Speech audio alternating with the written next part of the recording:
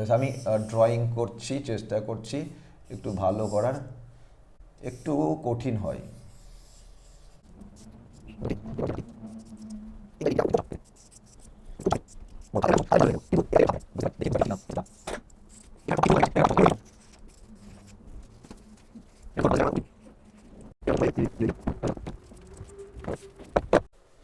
ঠিক আছে, দেখি কেমন হয়েছে। এবারে দূর থেকে দেখে নেই।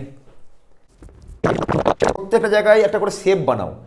এই জায়গাটা তুমি একটা শেপ ভাবো, বাংলাদেশের এই জায়গাটা একটা ভাবো, বয়স্ক মানুষ তো এরকমভাবে বসে আছে। এই জায়গাটা তুমি জানো যে এইখানে করমণ্ডল, কপালের মতন শেপ আছে, তারপরে নাক আছে, এই জায়গাটায় চোখ দিলে করমণ্ডল। এইরকমভাবে ইম্যাজিন করো এই যে জায়গাটা, এখানে ভাবো একটা চিরতুন আছে। তো সাপোজ এখানে তুমি ভাবো যে এখানে একটা চোখ দেওয়া আছে, হ্যাঁ, তো এগুলো দাঁত সাপোজ। তাহলে ওকে, আমি এটা যদি ড্র করি, এখানে একটা বাঘ সুন্দর ড্র করা যেতে পারে। দেখো এখানে একটা বেশ সুন্দর একটা শেপ আছে। এই সুন্দর শেপটা কিসের মতন বলতে পারি?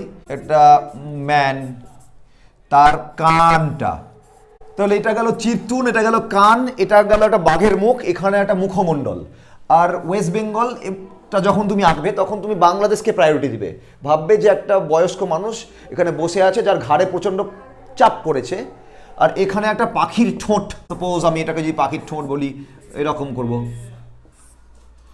এটা একটা বদ্রি পাখি, তার ঠোঁট। এটাই আমি সবথেকে ভালো ড্রয়িং করেছি, আর একটা ভালো ড্রয়িং হয়নি।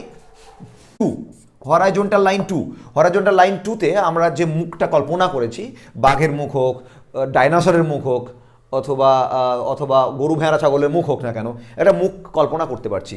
ওকে, তো হরাইজন্টাল লাইন 2 এর সঙ্গে আমরা বাংলাদেশের যে ছবিটা আমরা ইমাজিন করেছি তার উপরে এখানে আছে গারো, খাসি এবং জয়ন্তিয়া। যদি বাংলাদেশটাকে আমরা একটা বয়স্ক মানুষ ভাবি, তার কাঁধ গারো, খাসি এবং জয়ন্তিয়া। তো এই বাঘের উপরের চোয়ালের সঙ্গে এই বাংলাদেশের যে কাঁধ আছে বা সোলজার আছে, সোলজার কিন্তু একই লাইনে পড়ে। এই নিচের চোয়ালের সঙ্গে আমরা এই সুন্দরবন যে কোস্ট আছে একটা মিল পাই, একই লাইনে পড়ে। এবার ভার্টিক্যাল লাইন আসি, ভার্টিক্যাল লাইন 1, এই জে অ্যান্ড কে এর এই যে জায়গাটা মানুষের কানের সঙ্গে কম্পেয়ার করছি, এর সঙ্গে আমরা দেখব এই জায়গাটাতে আছে গোয়া, গোয়ার কিন্তু একটা মোটামুটি লাইন পাবো। এই জায়গাতে স্ট্রেট যাই, এই জায়গাটাতে স্ট্রেট যাই, এবার স্ট্রেট যাওয়ার পরে এইটুকু স্ট্রেট, তারপরে এখানে একটা বাঁক নিল, হালকা বাঁক নিল, ঈষৎ। কোথা থেকে নিবে? এই জায়গাটা যে গোয়াকে রাখো, গোয়া থেকে বাঁক নিবে।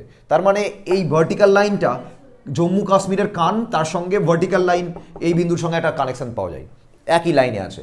ভার্টিক্যাল লাইন 2, ভি2তে যদি দেখি এই চিরতুন, আমি আগেই বলেছি এটা চিরতুন, তো এই চিরতুনের একদম এই লাইনের সঙ্গে আমরা দেখবো এই যে নাকের একটা মিল আছে। কোনটা? করমণ্ডল উপকূলে যেখানে কাবেরী নদী মিশছে, সে জায়গাটাকে আমরা বলেছিলাম নাক, ইন্ডিয়ার ম্যাপের নাক। এই শেপের মধ্যে রাখলে ভালো হবে। এই হলো ইন্ডিয়া ম্যাপ ড্রয়িং করার ট্রিক্স।